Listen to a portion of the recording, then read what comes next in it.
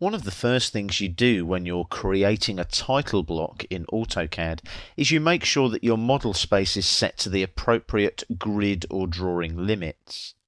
The quickest way to do this is to type the word limits. Now make sure that you've got your dynamic input switched on down here on the status bar. Dynamic input is just there, make sure it's on. And we type the word limits like so and press enter. Now the reason we do this is model space is infinite and we need to make sure that we are bounded by a group of coordinates for a known space that we work in the infinite model space. A good idea for the lower left corner on any new title block or template drawing that you create is to set the lower left corner to 0, 0, the origin.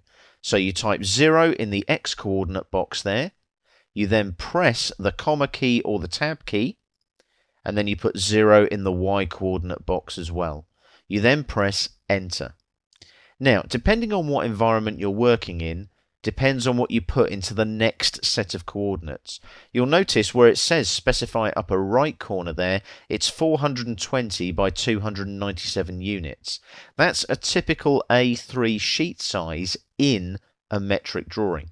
Not very big if you want to draw a building. How are you going to fit a building into an area the size of an A3 sheet?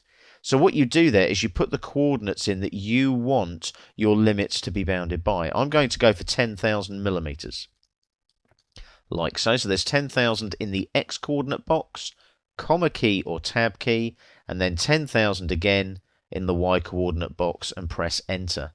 Now the one thing you do need to do after you've set your grid limits is to make sure that you do a zoom all. Now a zoom all is right here on the navigation bar. Click on the flyout and zoom all. What that does is a zoom all to the 10,000 by 10,000. So it zooms to, if you imagine, an imaginary square 10,000 units by 10,000 units. Okay, so your model space limits are now set. You're now ready to start thinking about creating the next part of your AutoCAD title block.